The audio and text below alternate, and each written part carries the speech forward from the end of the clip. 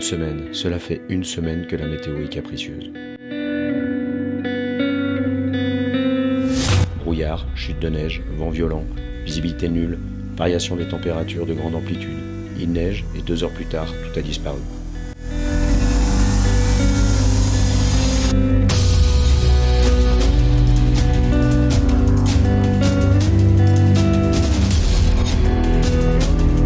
Nous n'arrêtons pas de regarder les cartes pour essayer de trouver une fenêtre météo afin de pouvoir explorer de nouvelles pentes.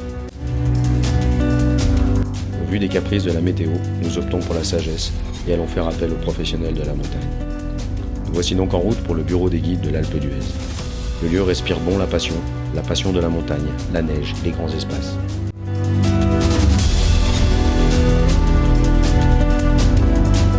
Audrey nous accueille chaleureusement et cerne rapidement nos besoins.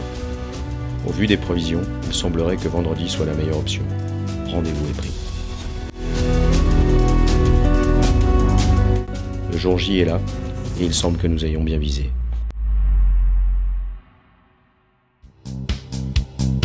On s'équipe et on file directement rejoindre le bureau des guides pour s'échapper dans les premières cabines avec Patrick qui sera notre guide pour la journée.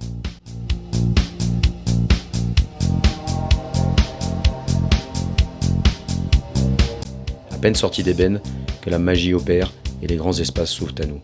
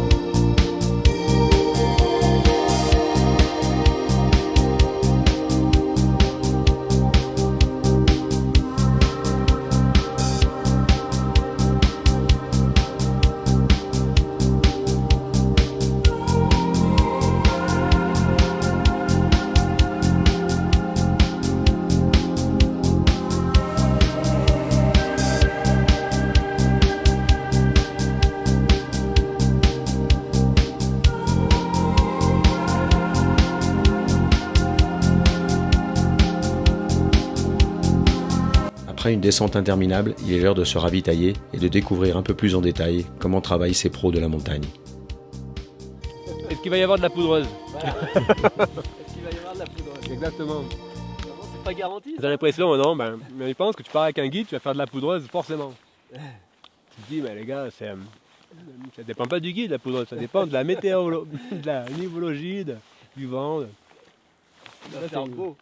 Ça dépend pas du guide, non? Non, mais la poudreuse, ça, ils pensent que hors piste, ça veut dire poudreuse, quoi. Ouais. Ils disent, ben non, aujourd'hui, on va faire du ski, on va faire une belle balade. Mais non, il a neigé il y a 10 jours, il n'y a plus de poudreuse, quoi. La neige froide, mais...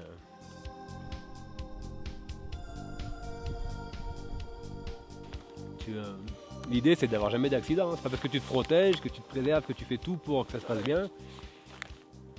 Non, non, j'espère dans 15 ou 20 ans dire, ben non, jamais eu d'avalanche, jamais...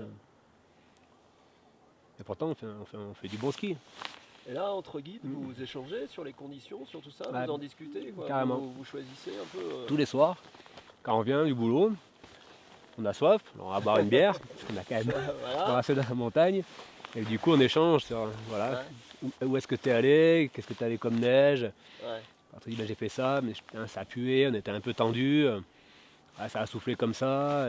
Puis là, on est parti, le vent il se levait de plus en plus. Je pense que demain, ça va être comme ça. D'accord, donc il y a une vraie communication. Allez, carrément. Par exemple, tu pars skier d'un autre massif. des fois 2-3 jours quoi. Tu reviens, tout de suite, on appelle les copains, t'as fait quoi hier, c'était comment, il s'est passé quoi. Nous pourrions discuter pendant des heures avec Patrick, mais nous avons encore un peu de temps pour tracer quelques lignes dans des pentes vierges dont lui seul connaît le passage. La journée se terminera par un petit débriefing autour d'un verre sous les lumières du soleil qui se couche. Et pour nous, amateurs passionnés, nous ne pouvons vous donner qu'un seul conseil. Offrez-vous les services d'un guide et vous découvrirez la montagne comme jamais.